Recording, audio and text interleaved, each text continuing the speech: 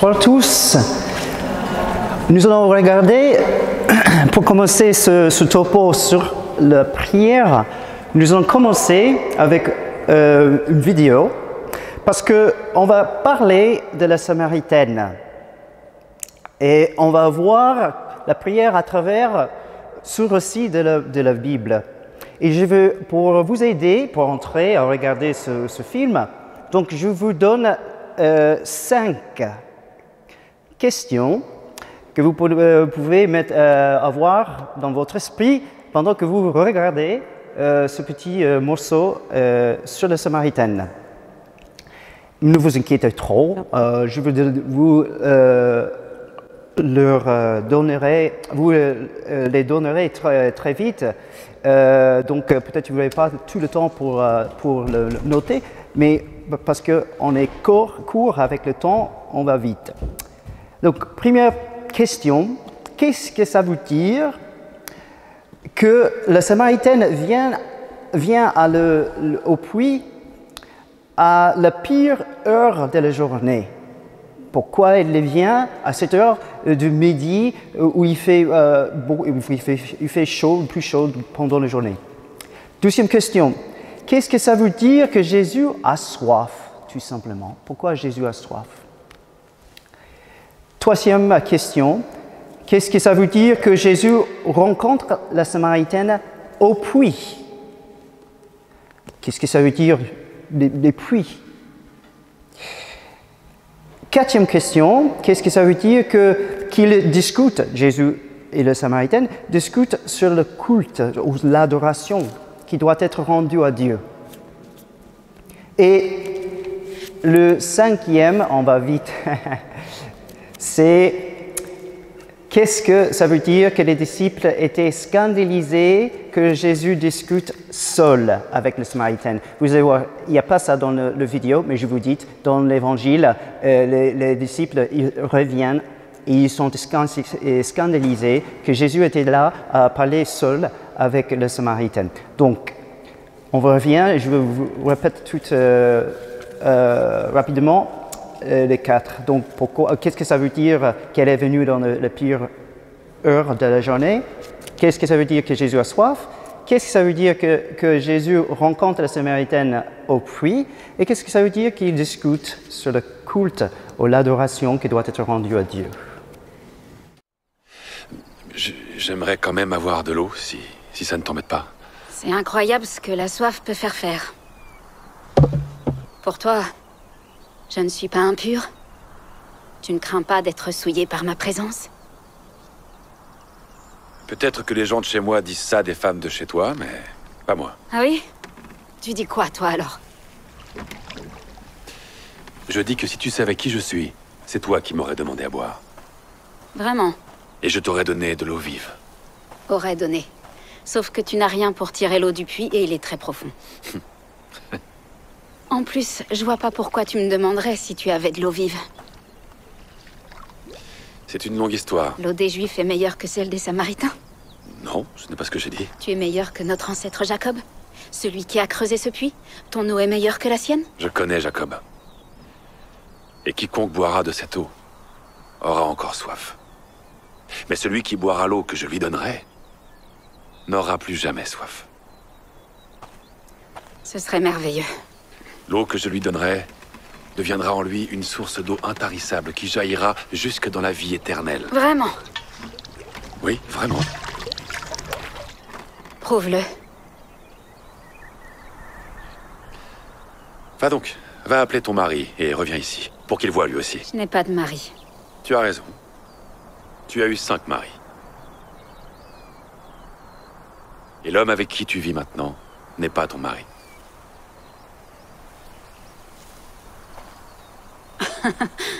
Je vois. Tu es un prophète. Tu es là pour me faire la morale. Non. En temps normal, ce qu'il y a de bien à venir ici toute seule, c'est qu'il n'y a personne pour me condamner. Je ne suis pas là pour te condamner. J'ai fait des erreurs. Trop même. Mais c'est à cause d'hommes comme toi que je n'ai jamais eu la possibilité de réparer quoi que ce soit. Comment ça? Nos ancêtres adoraient leur Dieu sur cette montagne. Mais vous, les Juifs, vous dites que le seul lieu pour ça, c'est Jérusalem. Ils disent ça parce que le temple est là-bas. C'est ça. Là où on n'a justement pas le droit d'aller. Je suis là pour faire tomber ces barrières. crois-moi, l'heure vient où ce ne sera ni sur cette montagne, ni à Jérusalem que vous adorerez le Père. Mais je serais censée aller où quand j'aurais besoin de Dieu? Je n'ai jamais rien reçu de sa part. Et je ne pourrais même pas le remercier si un jour ça arrivait. Tu pourras le faire n'importe où. Dieu est esprit. Et l'heure approche, elle est déjà venue. Ce ne sera pas là où on l'adore qui comptera, mais la façon dont on l'adorera, en esprit et en vérité. Le cœur et l'esprit, c'est comme ça qu'il faut faire. Ce sont de tels adorateurs que le Père demande. Peu importe d'où ils viennent, ou ce qu'ils ont fait.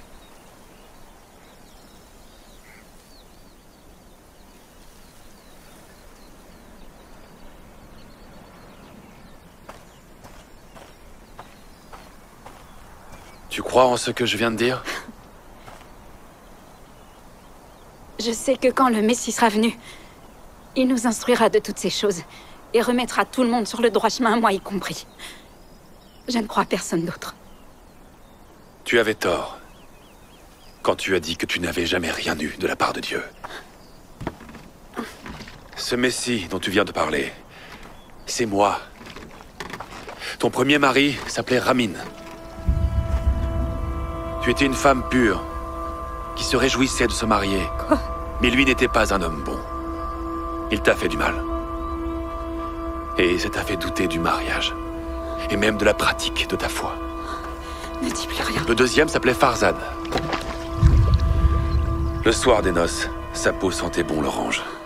Et encore aujourd'hui, quand tu passes devant un étal d'oranges au marché, tu te sens coupable de l'avoir quitté. Parce que c'était le seul et unique homme profondément bon avec qui tu as été. Mais dont tu te sentais indigne. Pourquoi tu fais ça? Je ne me suis pas encore révélé comme le Messie à qui que ce soit. Tu es la première. Ce serait bien si tu me croyais.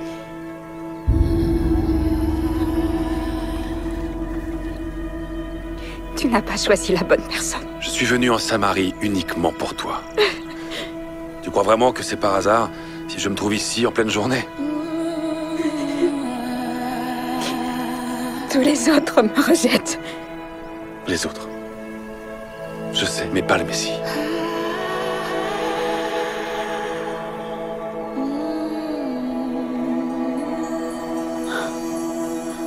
Et tu sais toutes ces choses parce que tu es le Christ.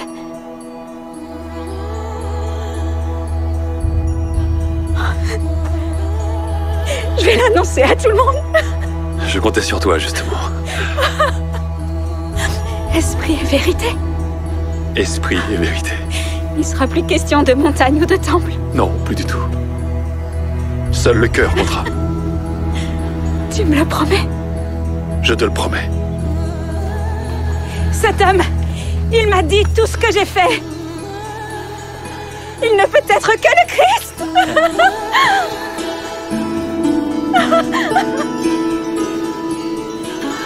Hé, attends! Ta cruche! T'as oublié ta cruche! Venez voir l'homme qui m'a dit tout ce que j'ai fait. L'attention de la Samaritaine se concentre sur l'eau et le puits. Jésus ignore cette préoccupation concrète, choisissant de mettre l'accent sur l'eau vive de la grâce. C'est l'eau vive de la grâce, ce que c'est l'âme, ce que c'est la vie de notre âme.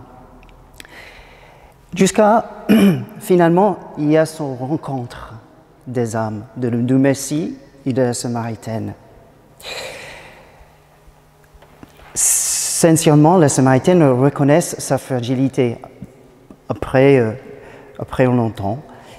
Et une fois qu'elle reconnaît le mal en elle, le mal dans sa vie, elle s'ouvre à cet amour très personnel de Jésus, que Jésus était là juste pour elle. Et elle demande finalement ce don de Dieu, cette grâce qui coule, cette eau vive. Elle veut être une femme priante. Elle veut prier. Alors, on revient sur nos 5 questions. Qu'est-ce que c'est, qu'est-ce que ça veut dire qu'elle vient à cette heure, de 6e heure de la journée? Et je vous donne tout de suite ma réponse. Ma réponse, c'est qu'elle est une paria, elle est exclue, et la prière est pour, essentiellement, la prière est pour, n'est pas pour les bien-pensants. Jésus n'a pas de temps pour le bien-pensant, et la prière sert à rien, et en fait, le bien-pensant, il ne cherche pas trop la prière non plus. C'est-à-dire, et elle est là parce que c'est toutes les femmes, c'était l'activité sociale, aller au puits, et elle ne peut pas être avec les autres, elle est exclue, elle doit aller le pire heure de la journée, le 6e heure. Et là, c'est clé parce que dans la Bible, le nombre a toujours une signification. Le nombre 6, c'est le jour que l'homme était fait. Vous savez très bien que quand l'homme se renferme au 6e jour, à soi-même, ce que nous vivons dans notre culture en général, et nous avons l'esprit du monde où l'effacement de Dieu trine, Dieu par le 6, 6, 6, c'est le nombre de Satan, n'est-ce pas? Donc, on referme 6, lui ferme 6, 6, 6. Voilà. Donc, c'est la vie qui est propice pour le démon parce qu'on l'ignore et on ne pense pas à lui. Voilà, pour nous, le prière doit commencer en acceptant qu'il existe mal. Nous avons, par exemple, le péché originel. Jésus qui va au désert pendant 40 jours, c'est juste de faire le preuve que ce qu'il va faire, définitivement, quand il monte sur la croix, il donne sa vie, et ça bouleverse toute l'histoire, et ça, finalement, vaincre le démon et le mal. Nous sommes de la prière et notre vie spirituelle il doit avoir cette idée que je suis blessé, que blessé dans ma liberté, c'est pas juste laisser faire avec ma liberté, mais voilà, je suis blessé. Et c'est un combat contre le démon. Ça, c'est ce que nous enseigne le carême chaque année, n'est-ce pas? Mais c'est l'humilité, donc d'avoir cette humilité pour pouvoir prier. En fait, dans la prière, tous les masques tombent. Et si quelqu'un dit qu'il est expert de la prière, bah, probablement il ne connaît absolument rien de la prière. Vous voyez, dans l'attitude de la femme, elle était blasée. Elle était blasée par ses blessures. Elle était entre pensant qu'elle n'avait besoin de rien, de personne, mais elle était désespérée en même temps. Elle était bloquée entre ces deux choses comme une contradiction. Elle avait besoin de cette humilité et elle avait besoin finalement de la foi, de s'ouvrir au Messie.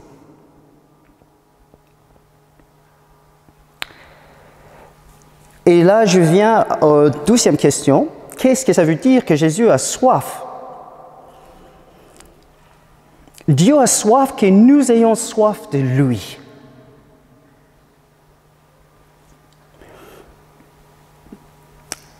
Que nous ayons soif de lui et que nous puissions avoir cette ouverture et chercher d'avoir quelque chose qu'on ne peut pas produire pour nous-mêmes, pour nos efforts. Et ça veut dire, c'est un don. La foi, c'est un don. Dieu est dans son grande miséricorde et infinite providence, savait très bien que nous avions besoin pour aller jusqu'à lui, de passer par la fragilité de la foi. La foi nous fait fragile parce qu'on ne maîtrise pas. Pour cela, on doit faire confiance à ce que nous est dit. Et voilà, ce que nous est dit, on doit faire confiance. Et là, c'est cet acte de fragilité Et la foi, c'est ce mystère qu'en fait, on est toujours en temps, dans la temps de prière, de creuser. Il y a jamais, on n'est pas jamais compris tous les mystères que Jésus est venu nous révéler et nous donner.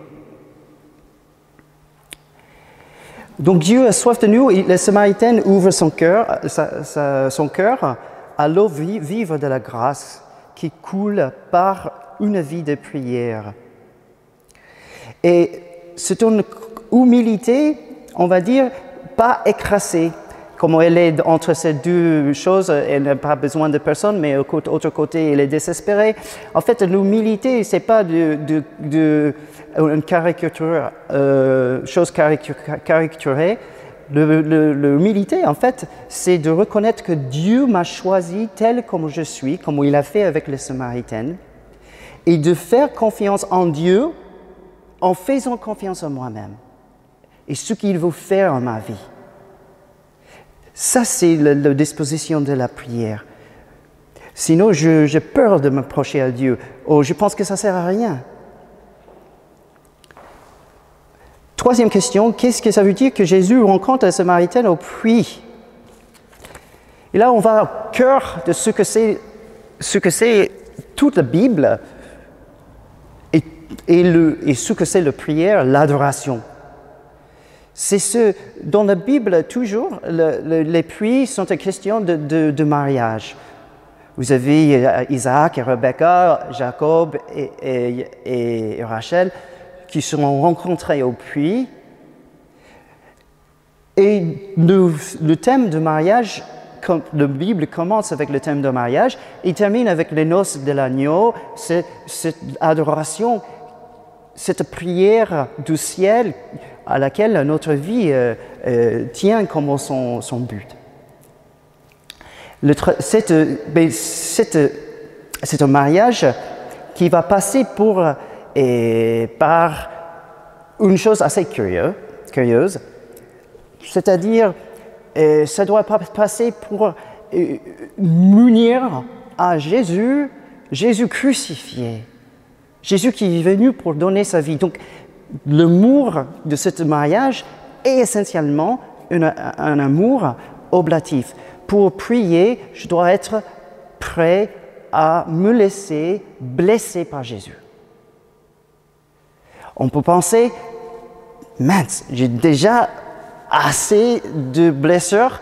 Pourquoi, si je vais à la prière pour me guérir, j'ai besoin d'être blessé encore? Et là, on peut faire une distinction entre les blessures guérissantes et les blessures mortifères. Les blessures mortifères, c'est de faire que ce qu'ils font dans le désert, les Israélites, ils commencent à murmurer Dieu est au milieu de nous ou pas?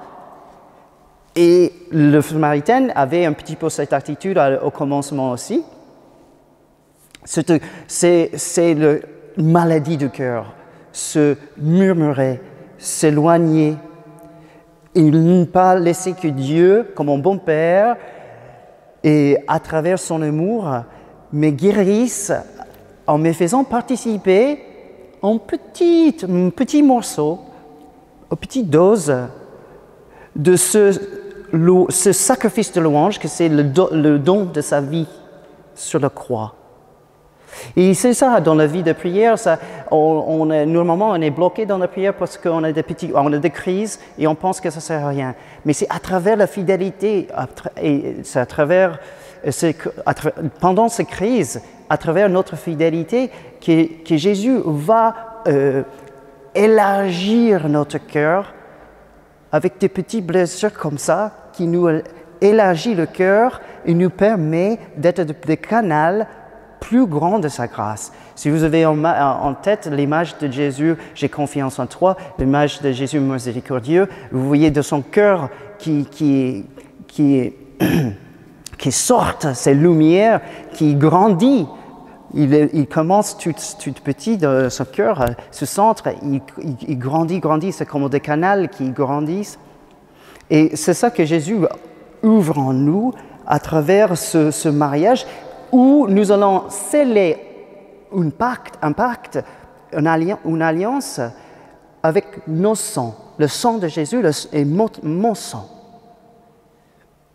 qui se mêlent dans un même acte de sacrifice, que le mien sert à rien si ce n'est pas uni à celui de Christ.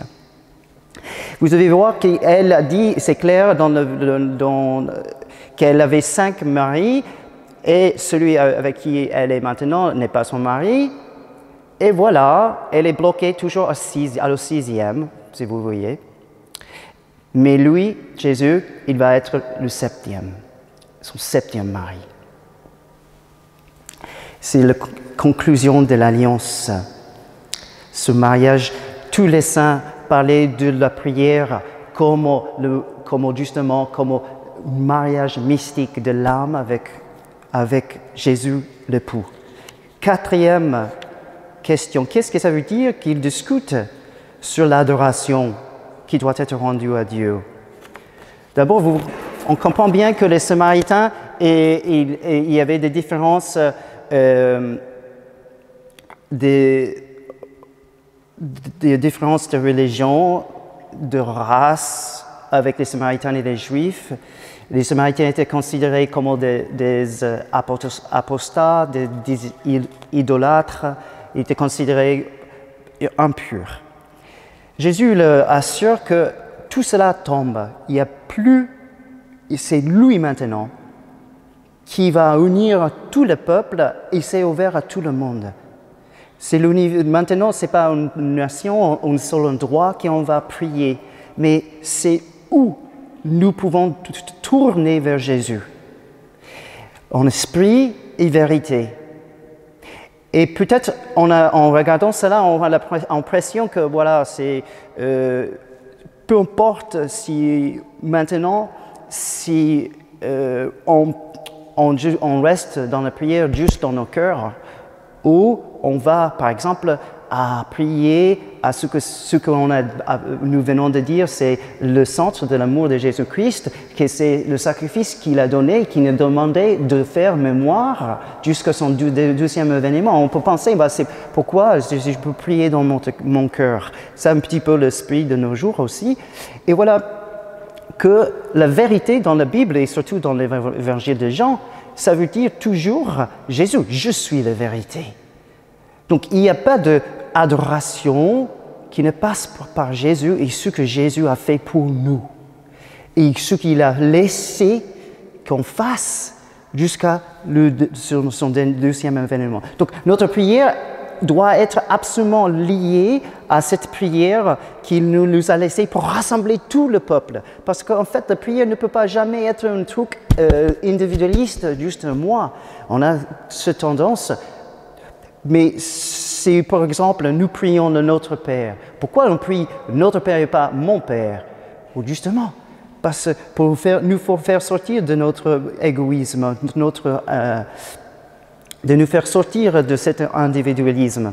Donc la prière, Dieu est Trinité, Dieu est famille même, Père, Fils, Esprit Saint. Il ne sait pas faire autre chose que faire alliance avec une famille. On se marie dans une famille. Donc la prière doit être aussi fait où un ou deux sont rassemblés en mon nom. Là, je suis au milieu de deux. Et à travers le corps de Christ, vous voyez, dans toute la création, toute l'histoire a pour but la venue de Jésus-Christ qui donne sa vie sur la croix et qui a vaincu la mort. Il nous a fait passer de ce monde et la transcendance au-delà. Cela nous vient à travers cette grâce qui coule par la prière personnelle, mais aussi de la communauté ou de la famille, à travers les sacrements. Jésus le dit lui-même sur la croix, « J'ai soif ». Et de son cœur transpassé jaillit les canaux de grâce, les sacrements, l'Eucharistie, le sacrement de pénitence, le baptême. Et Jésus est surtout présent dans son Église, dans ces moments où nous sommes rassemblés, dans les sacrements, dans la célébration de l'Eucharistie. La liturgie par excellence, c'est l'œuvre de Christ, l'action de son corps, parce que c'est lui qui prie en nous, si vous voulez. C'est lui, la tête, qui prie, et c'est lui à qui nous prions. Et c'est lui qui prie en nous, à travers l'Esprit Saint. Donc, Jésus est le corps de cette grande famille de personnes qui prient, qui sont en union de l'un et l'autre.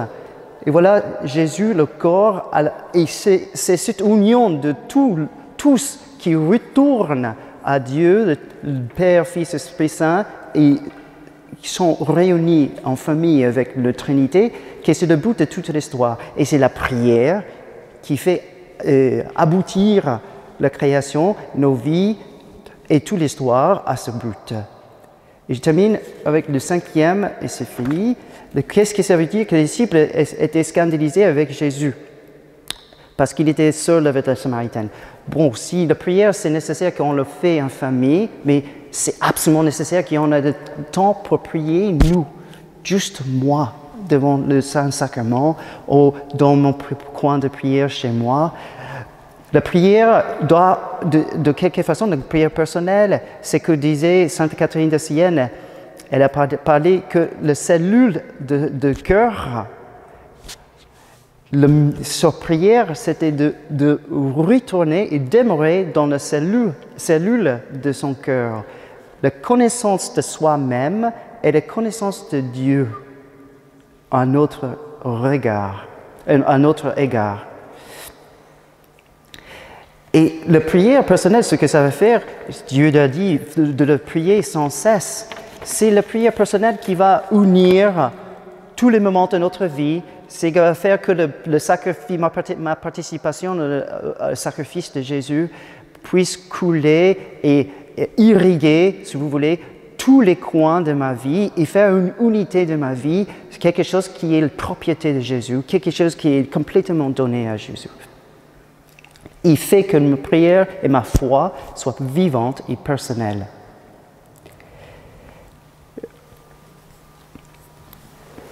Pascal disait déjà dans le XVIIe siècle que tout le malheur des hommes vient d'une seule chose, qui est de ne savoir pas demeurer en repos dans son chambre. Ça, c'est le XVIIe siècle. Qui dirait-il au nos jours? Voilà. La prière, c'est beaucoup de différentes façons de cette prière personnelle. Il y a la prière de l'âme de cœur, il y a la prière de midi, la prière de soir, l'examen de conscience, le chapelet.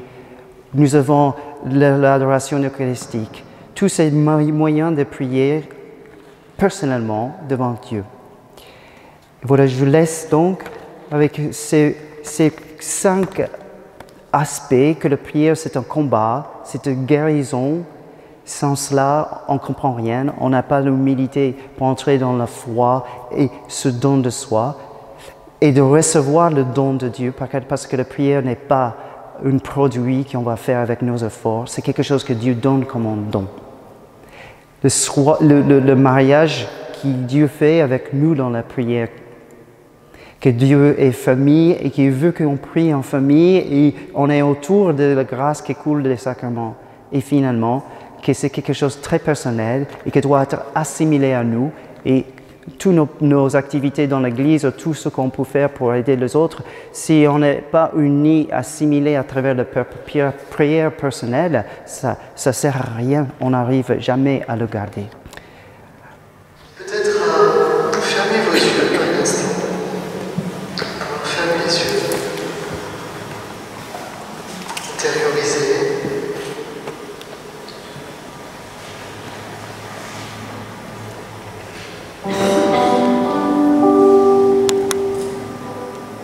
Demandez au Seigneur, comme la Samaritaine, qu'il vienne mettre en lumière les choses de notre vie qui ont besoin de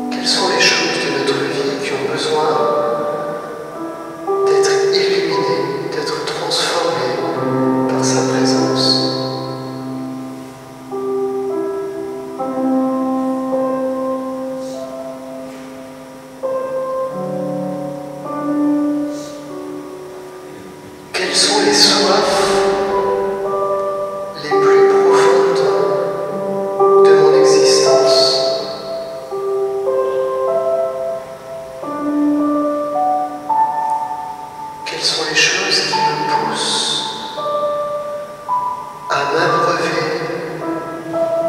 à n'importe quelle source, à n'importe quelle heure? Est-ce qu'il n'y a pas une soif plus profonde?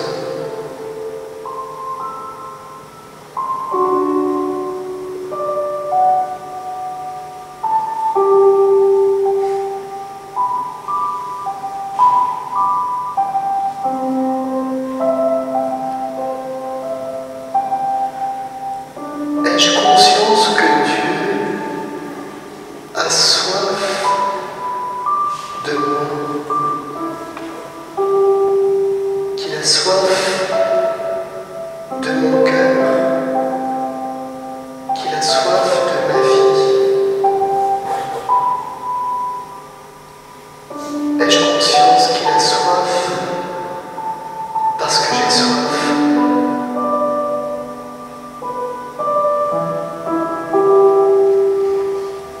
Ai-je conscience que c'est cette soif-là qu'il exprime sur la croix quand il dit « j'ai soif ».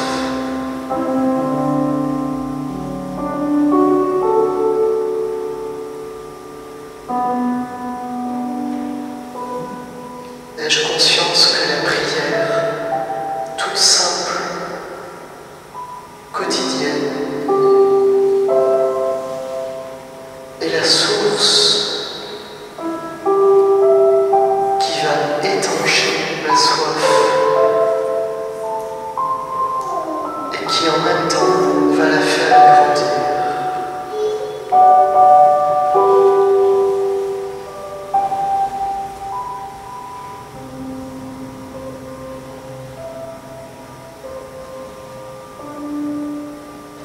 Voilà. Un grand merci au Père Kevin. Ce n'est pas si simple de faire un topo dans une langue qui n'est pas la sienne. Un grand bravo. Merci au Père Kevin, je crois qu'on peut l'applaudir. Thank you so much, Father.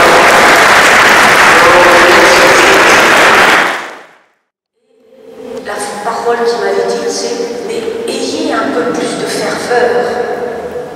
Je dis « je veux bien, moi Seigneur, je voudrais avoir cette ferveur, mais comment faire ?» Et puis, cette parole m'avait aussi un peu blessée. Ayez plus de ferveur. Et aujourd'hui, en préparant ce témoignage, je découvre combien la prière, c'est devenu cette relation à Dieu, ce cœur à cœur avec Dieu, cette intimité avec Jésus. Et pour cela, ça a exigé, je pense d'abord, de faire un acte de foi, de croire que Jésus est là dans ma vie. Quand je me mets en prière, Seigneur, oui, je crois que tu es là présent, que tu es là avec moi. Ça m'a demandé aussi d'accepter d'être aimé. Je ne me laissais pas aimer. Et j'ai dû apprendre à dire oui Jésus, oui à ton amour, oui, j'accepte d'être aimé de toi. J'ai appris cette prière du cœur, cette prière qui est, je pense, devenue continuelle en moi à travers Seigneur Jésus. Tout le temps, Seigneur Jésus, Seigneur Jésus. Ou Sainte Vierge Marie. Marie, voilà, prie pour nous. La parole de Dieu m'a beaucoup aidée aussi. Dans les moments difficiles, de pouvoir reprendre des petits versets de la parole de Dieu, comme le Seigneur est mon berger, comme il m'a aimé, il s'est livré pour moi. Ça, cette parole que je répétais et qui a certainement ouvert mon cœur et qui a ouvert mon cœur aussi parce que petit à petit, voilà, je dirais, on se comprenait tous les deux, on se parlait. Le deuxième point, je me rends compte que la prière a beaucoup transformé transformé ma vie. J'avais un tempérament très inquiet. La peur de manquer, ça vient de mon enfance. Et du coup, à travers cette peur de manquer, j'étais très économe, je dirais même radin. Et j'ai dû faire ce travail sur moi, d'abord de le reconnaître, de l'avouer dans la confession, de demander à Dieu de m'en délivrer et d'avoir de la patience. Et Dieu m'en a libéré. Il m'a libéré aussi, petit à petit, de la lecture des romans ou de la télévision. Et puis de voir que, après, j'en avais plus envie. Ça ne me nourrissait pas. Après avoir lu un livre ou un film, mon cœur était sec. Et je me suis dit, ça c'est quelque chose que je dois laisser de côté. J'étais aussi quelqu'un de très renfermé sur moi-même. Et j'ai dû me laisser apprivoiser par Dieu. La présence de Dieu le Père, la paternité de Dieu, qui est venu guérir mon cœur et me réconcilier avec moi-même, avec ma famille, avec les autres. Et puis cette prière maintenant, je dirais, elle est plus missionnaire. Parce que petit à petit, j'en suis venue à porter les autres dans ma prière. Un peu comme la petite Thérèse qui disait je marche pour un missionnaire. Et que dans son couvent, elle priait, elle portait les autres. Alors du coup, dans ma prière, dans ma solitude aussi, parce que quand on est seul, il y a cette part de solitude. J'apprends à prier pour les autres, à les porter, à les mettre dans le cœur de Dieu.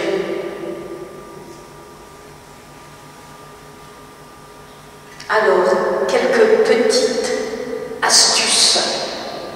Comment faire pour faire grandir la prière en nous? Comme je disais, le désir. Avoir le désir en soi. Capital. L'acte de foi. Seigneur, tu es là, présent.